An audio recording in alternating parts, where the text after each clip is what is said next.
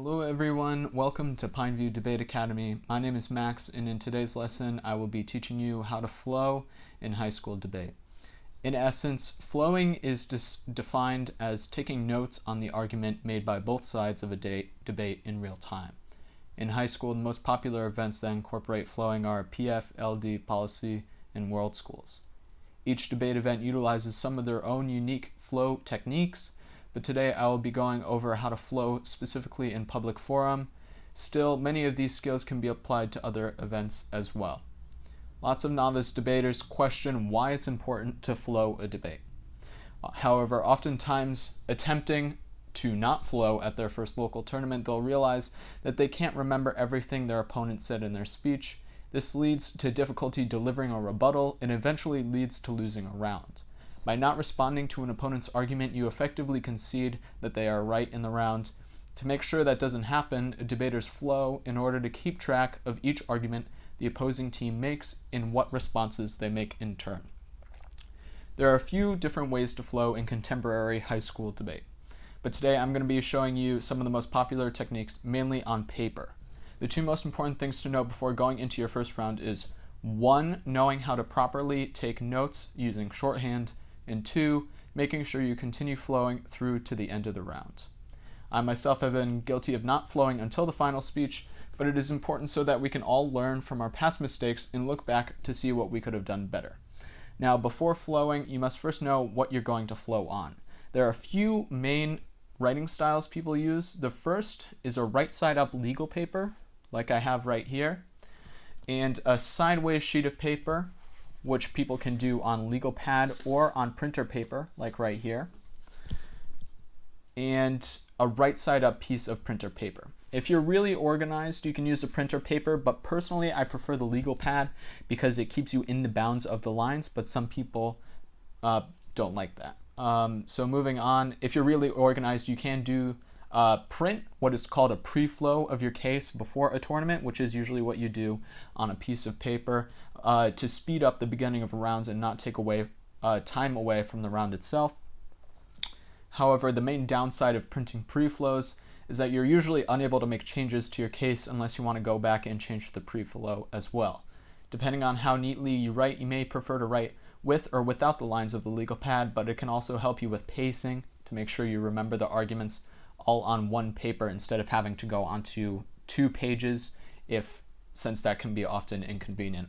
One important thing to note is the length of paper. So right here we have 2 sheets of 11-inch paper.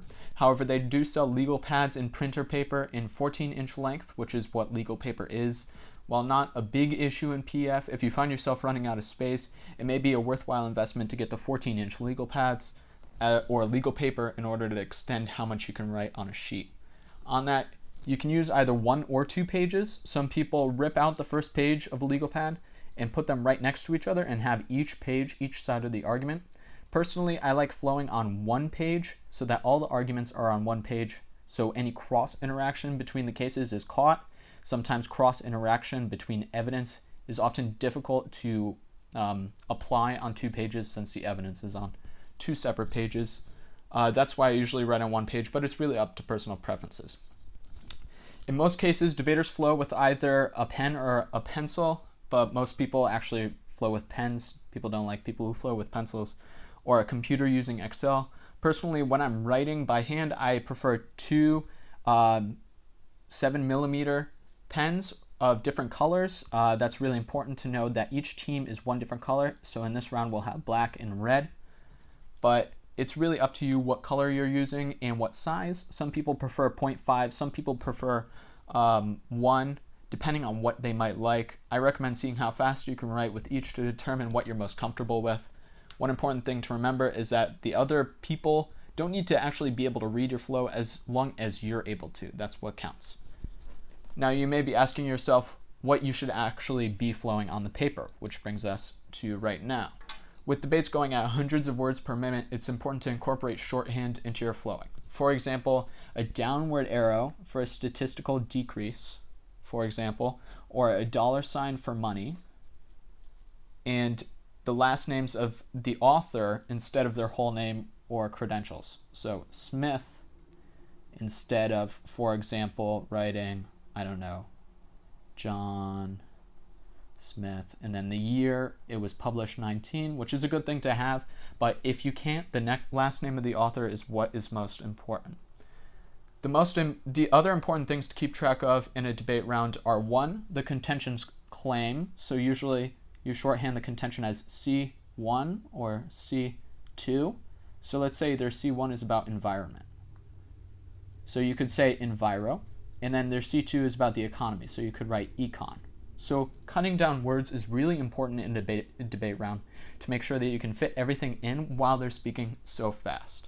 So the first thing is the contention's claim, which is the environment, let's say. And the second thing is the evidence, or the warrant. So that's usually delineated by W. You really don't need to.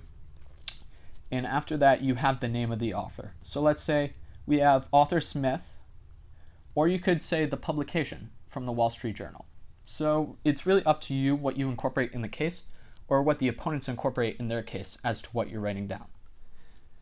And then you write what the evidence says. So for example, we have the Wall Street Journal saying that a 500 billion loss in the economy, so 500 bill $ loss, so we have a decrease.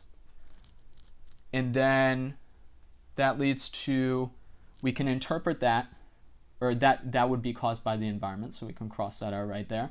And then we have an interpretation. So interpretation or a link between our evidence warrant and our impact. So interpretation leads into our impact, and our interpretation is our RAND evidence, which says that for every $1 trillion decrease in the economy, 5,000 people die. So for die, you could write any sort of shorthand. You can do a skull and crossbones. I used to do that, but it's a little difficult. And then you have your impact. So our impact here would be the 5,000. And then we have the link between the 1 trillion and the 5,000. And then our warrant is the 500 billion under the umbrella of the environment claim. So moving on from there, a true argument should have really all of these aspects. And if you notice that an opponent doesn't have any of these parts, it can be really easy to point that out to the judge. For example, if they don't have a claim that relates to the resolution, then you could say it's non-topical. If they don't have evidence, then you say they have no basis for their impact. Or if they have no link, you can just really point that out. It's pretty self-explanatory. Or if they have no impact, then there's no impact on their side. And it's really easy just to have a way at that point. Moreover, using shorthand is really critical so that you don't get behind in the speech and miss out on what someone says in the round. Even if it's your teammate, it's really important to get down everything they say as well so that you can extend it in the round. In today's debate scene, if you don't quite get a piece of evidence down, it's most important to get the last name, as I said. So we have Smith up here, instead of maybe their first name or the publication or the year, as it's really important to get that last name to refer to during cross-ex or prep time instead of maybe the year and every word the evidence has to say instead. So when flowing your opponent's case, there are a few things to remember. Always write chronologically what they said. So we have their first contention on the economy, and let's say they have a second contention about the first contention about the environment, and then we have the second contention about the economy, and then we have a warrant from, let's say, I don't know, the Huffington Post. So you can just write Huff, and the Huff says XYZ. Preferentially, I write the source in the top left-hand corner of the box. That's why legal paper comes in handy. And then I write the evidence itself in the rest. Moving on from there, chronologically, what is said in order to refer to something you might have missed in between cards if they're going really fast, or in doing a line-by-line rebuttal where you go over each of the pieces of evidence as it's stated. It's important to refer to it chronologically. Another piece of shorthand to remember is that I often write an exclamation point next to each piece of evidence that I might not agree with. So for example, this Smith card from the Wall Street Journal, it says a 500 billion decrease would be brought about by, let's say, our environment claim. I didn't make a resolution for this, but let's just say per se, the resolution in the AF would cause a decrease in the environment, which leads to this $500 billion decrease in the economy.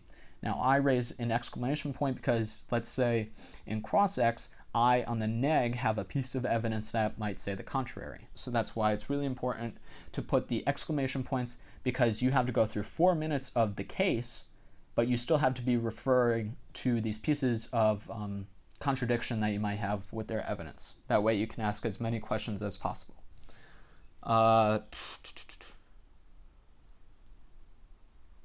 So yeah, in a later lesson, I'll show you how you can lead that into the first crossfire when the first speakers of each team exchange questions for 3 minutes. If you believe you might have contrary evidence, it's really important to bring that up. If you have the evidence in a block file or a card file, it's really important to bring that up.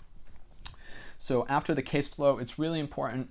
You might wonder why you want to keep flowing the round rather. It's important to remember not just to flow the cases themselves on either side, but also the other parts of the round, the responses your teammates make and what responses your opponent has on their case. This enables you to effectively respond to each part of the case and extend impacts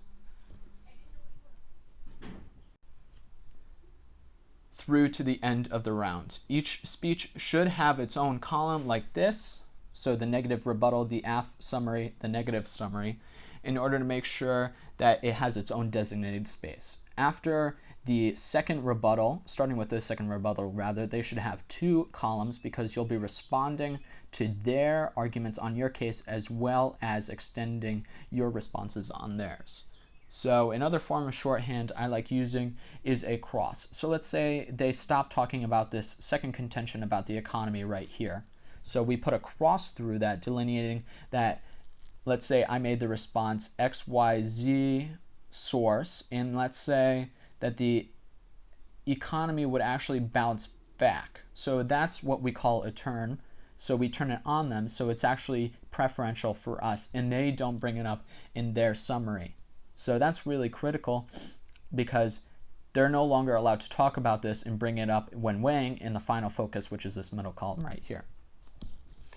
So dropping an argument is when they fail to uphold it given a proper rebuttal and they don't extend it into the next speech, or they're unable to weigh their evidence against the rebuttal's evidence in a proper way. A true judge traditionally only evaluates who won or lost based off what impacts were extended to the end through to the final focus with the necessary evidence and as it links to the resolution, so topicality right there. So that's how you flow. It's pretty simple once you get the hang of it. If you think I left anything out, be sure to reach out and I'm sure I'd be able to answer your question. Thank you for watching.